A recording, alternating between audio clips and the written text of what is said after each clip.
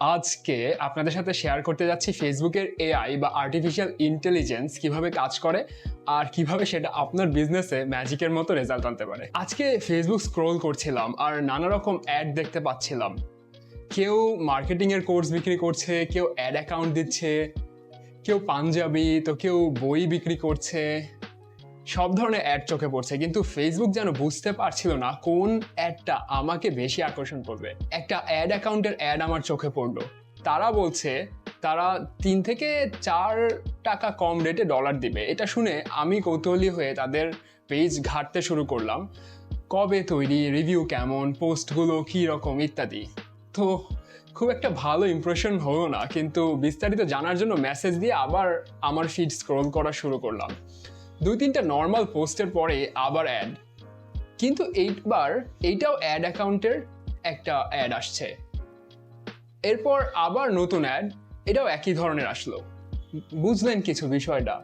Facebook এখন বুঝে গেছে আমি কি কিনতে চাই। এভাবে এখন আমাকে এই ধরনের অ্যাডই দেখাতে থাকবে। কিন্তু তো এইটাই ফেসবুকের এআই এর কাজ। সে যখন বুঝে যায় আপনি কি কিনতে চান, তখন সেই ধরনের অ্যাডই আপনাকে বারবার দেখাবে। কিন্তু এখানে একটা জিনিস মনে রাখবেন, আপনার কাস্টমারদের কাছে যেমন আপনার অ্যাড যাচ্ছে, তেমনি আপনার প্রতিযোগীদের অ্যাডও তাদের কাছে যাচ্ছে। উদাহরণ দেই, জানুয়ারিতে আমি আমার পেজে ডেনিম ফ্লেয়ার প্যান্টস নিয়ে এসেছিলাম। প্রাইস ঠিক করলাম 690 টাকা। প্রথমেই প্রচুর আগ্রহ পেয়েছি। আমরা শুরুতে এনগেজমেন্ট অ্যাড চালিয়েছিলাম, এরপর 13 তারিখ থেকে সেলস অ্যাডে গেলাম। বাজেট ছিল মাত্র $9, কিন্তু প্রথম দিনে অসাধারণ রেসপন্স পেলাম। রেসপন্স দেখে আমরা স্কেলিং শুরু করি। আরও 3টা অ্যাডসেট বানালাম। ডেইলি টোটাল বাজেট $49 হলো, কিন্তু মনে একটা শঙ্কা ছিল, ফানেলিং তো করা হয় নাই, চলবে তো? তবে ফাহমিদ ভাইয়ের বুট ক্যাম্প থেকে শিখেছিলাম যে মার্কেটে আরেকজন প্লেয়ার থাকলে সরাসরি সেলস অ্যাড ও কাজ করে। এভাবেই দেখা গেল 90 টাকা অ্যাড কস্টে আমার স্টক শেষ হয়ে গেল। পরে জানতে পারলাম আমাদের সেলস এত হাই হওয়ার কারণ ছিল আমাদের একজন প্রতিযোগী। সে আমাদের আগে থেকে অ্যাড চালাচ্ছিল সেম প্রোডাক্টের, কিন্তু তার প্রাইস ছিল আমাদের ডাবল, 1400 সামথিং। কাস্টমাররা সহজে আমাদের অফার বেছে নিল, কারণ অ্যাজ আই সেড, এআই হচ্ছে গিয়ে ও যাদের টার্গেট করেছে, ওরা যখন ইন্টারেস্ট শো করলো তাদের কাছে আবার আমাদের অ্যাডও নিয়ে এসেছে। অ্যান্ড পিপল জাস্ট স যে আমাদেরটা far better offer, so easy conversion হয়েছে।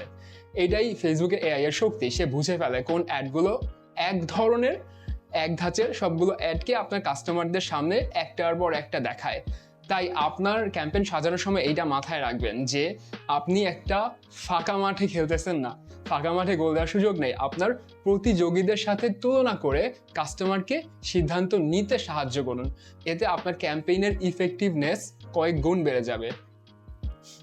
এবার আপনাদের পালা, কিভাবে আপনাদের অ্যাড সাজাবেন সেটা প্ল্যান করুন। আশা করছি এই টিপসগুলো কাজে লাগবে। ভিডিও ভালো লাগলে লাইক আর সাবস্ক্রাইব করতে ভুলবেন না। দেখা হবে পরের ভিডিওতে।